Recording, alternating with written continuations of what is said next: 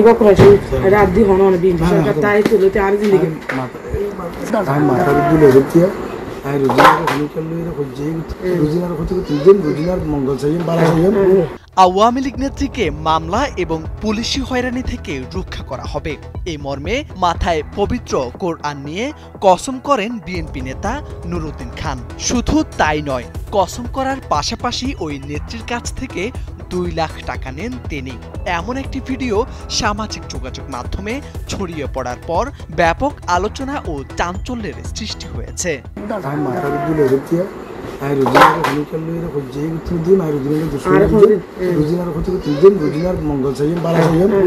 গোপনে ধারণ করা ভিডিওতে দেখা যায় আলোচিত আওয়ামী লীগ নেত্রী রোজিয়া আক্তারকে মামলা ও রাজনৈতিকভাবে রক্ষা করার আশ্বাস দিতে মাথায় পবিত্র কোরআন তুলে নেন নুরুদ্দিন খান। একই সঙ্গে তার হাত থেকে নগদ 2 লাখ টাকাও নিতে দেখা গেছে।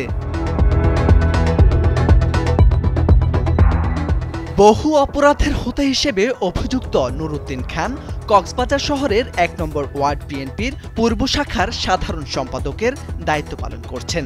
আর 1 নম্বর ওয়ার্ডের সমিতি পাড়ার আওয়ামী লীগ নেত্রী রোজিনা আক্তার স্বৈরাচার সরকারের আমলে ব্যাপক অনিয়ম ও অপরাধের সঙ্গে যুক্ত রয়েছেন বলে জানান স্থানীয়রা। 2 লাখ টাকা দিয়ে রোজিনা আক্তারকে রক্ষা করার আশ্বাস দিয়েছিলেন নুরুদ্দিন। রোজিনা আক্তারের দাবি, শুধু টাকা নেওয়ার পরেই থামেননি, তার কাছ থেকে আরো বেশি টাকা চেয়ে ভয়াবহ হুমকি দিয়েছেন। অভিযোগ রয়েছে, রাজি না হলে হত্যা এবং বাড়িঘর জ্বালিয়ে দেওয়ার মতো ভয়ঙ্কর হুমকি দেন বিএনপির ওই নেতা। এই ঘটনায় সারা কক্সবাজারে একদিকে যেমন ক্ষোভের ঝড় উঠেছে, তেমনি সামাজিক যোগাযোগ মাধ্যমে নানা সমালোচনা আর কটাক্ষের শিকার হচ্ছেন নুরুদ্দিন খান। কোরআন দিয়ে বিএনপি নেতাদের টাকা তোলার নতুন ব্যবসা শুরু হলো, এমন মন্তব্য ছড়িয়ে পড়েছে সামাজিক যোগাযোগ মাধ্যমে। এদিকে স্থানীয়দের অভিযোগ, নুরুদ্দিনের বিরুদ্ধে বহু অভিযোগ থাকা সত্ত্বেও রাজনৈতিক প্রভাবের কারণে তার বিরুদ্ধে কোনো ব্যবস্থা নেওয়া হয়নি।